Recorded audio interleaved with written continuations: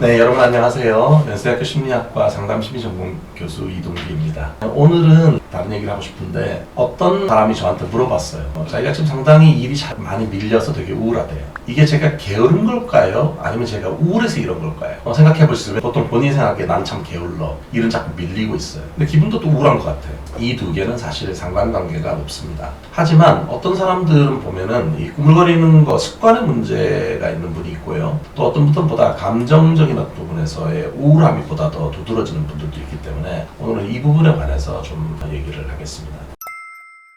2023년도에 보통 15세에서 한 29세 정도 된 청년층 중에 49만 7천 명이 그냥 쉬고 있어요. 그냥 있어요. 이렇게 얘기를 하는 거죠. 경제 활동을 안 하고 있는 사람들이 그 정도 된다는 거죠. 밀레니얼 세대들 중에 상당수가 번아웃을 경험했다 이런 얘기들이 있어요. 뉴욕타임즈 기자였던 앤 피터슨이라는 사람이 쓴 칼럼 중에 보니까요. 밀레니얼은 어떻게 번아웃 세대가 되었는가.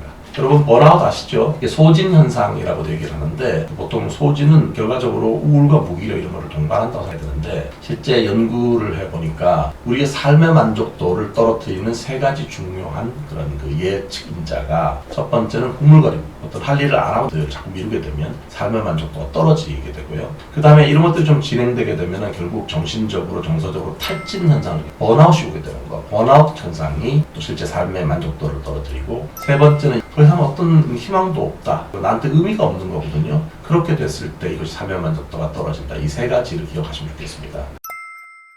꾸물거림과 우울과의 관계를 좀 더 얘기를 하고 싶은데요. 내가 일을 자꾸 미루고 그 습관을 갖고 있어요. 내가 너무 완벽주의적으로 하려고 하다 보니까 일을 시작 못하는 사람, 처음에는 좀 시작했다가 흥미 유지 안 되는 사람도 있겠고, 아니면 해야 될 일 같은 걸 너무 가볍게 과소평가하다 보니까 꾸물거리는 사람도 있고, 꾸물거리는 거가 먼저인가? 그래서 내가 우울해지는 건가? 일반적으로는 꾸물거리는 행동을 많이 하게 되면 우울해진다라고 많이 알려져 있거든요.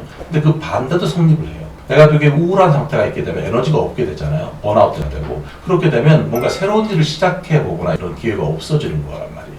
그러니까 우울도 꾸물거림에 다시 영향을 주고 이 두 개가 마치 이렇게 순환적으로 되어 있는 거죠. 내가 일을 미루게 되면 우울해지고 우울을 계속 하다 보게 되면 열정이 없어 에너지가 없으니까 다시 또 일을 미루게 되고 악순환이 계속 돌게 되는 이런 루프를 타게 된다라고 하는 거죠. 상당히 가라앉은 분들에게 한 가지 좀 전해주고 싶은 얘기가 있어요. 주변 청소부터 해라. 주변부터 치우라는 거예요. 내 주변에 보이는 거, 할 수 있는 것부터 청소를 하게 되잖아요. 그러면 그립감이 생겨요.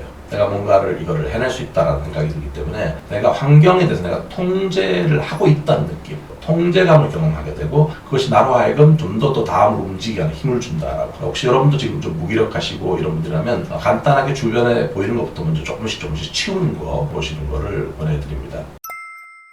여러분이 지금 상당히 무기력하고 우울하기도 하면서 일도 미뤄지고 있다면 이 중에 한 가지는 분명하게 좀 체킹하고 하는 게 좋겠습니다. 그게 뭐냐면 내가 지금 현재 진짜로 우울한 상태인가 아닌가 이거를 한번 객관적으로 확인할 필요가 있다. 그래서 제가 제안해 드리고 싶은 것은 한국역학센터에서 나온 우울을 측정하는 그 자가진단 테스트가 있습니다. 이걸 하신 결과가 만약에 0점부터 15점이라면 지금 우울한 상태가 아닙니다. 우울에 대해서 신경 쓰지 않으셔도 될 것 같고요. 그 다음에 16점부터 20점이라고 하면 살짝 기분이 가라앉아 있는 그런 상태. 약간은 울적한 상태가 조금씩 있는 그런 상태이고요. 21점 이상이시라면 조금 우울 경향이 깊다. 이렇게 생각하시면 되겠어요. 그래서 21점 이상이시면 한 번쯤 전문가하고 우울감에 대해서 좀 말씀을 나눌 필요가 있다 생각되는데 가장 최적인 절단점은 25점이라고 합니다. 그러니까 25점을 넘어가게 되면 객관적으로도 지금 우울한 상태에 있다 이렇게 보시면 되겠거든요. 21점 이상이라고 한다면 현재 내가 일을 미루고 있고 그 다음에 내가 우울한 상황이 있을 때 우울이 보다 더 주도적인 부분이라는 거예요. 그 반대로 15점 이하이다. 이런 경우는 우울이 주된 문제가 아니에요. 현재 어떤 습관적인 문제, 이 꾸물거림의 문제가 하나의 습관화되어 있기 때문에 이쪽 부분을 좀 더 개선하시고 하는 게 중요하거든요. 상담을 받는 게 도움이 됩니다. 저희 상담을 하는 사람들도 상담 받거든요. 실제로 우리가 정신적인 감기 같은 것들이 많이 생기는데 우울이라고 하는 것은 정말 나한테 중요한 무언가가 지금 빠져 있는 거예요. 우울이라고 하는 것이 우리에게 주는 하나의 시그널, 메시지를 잘 이해하는 게 중요해요. 나한테 정말 중요한 어떤 것들이 상실되었을 때, 또 나한테 중요한 어떤 과제에서 내가 실패했을 때 사람들은 우울감을 경험하는 거거든요. 그래서 나한테 정말 중요한 게 뭔가, 내가 진짜 원하는 게 뭔가 이런 것들, 그게 뭔지를 좀 더 생각해 보는 게 도움이 될 수가 있습니다. 그렇지 않고 이제 우울하지 않은데 내가 지금 일이 밀리고 있다면 이거는 좀 나의 습관을 개선해야 되는 거거든요. 이 습관을 개선하기 위해서 여러 가지 나의 어떤 성향을 좀 더 이해를 하고 시간 관리 계획이라든지 어떤 일을 대처하는 방식이라든지 이런 것들을 들여다봐야 되는데 이것은 다시 한번 내용을 좀 보시면 좋을 것 같습니다. 그러니까 게으른 건가 우울한 건가 이 두 가지 관련성에 관해서 오늘은 말씀드렸습니다. 감사합니다.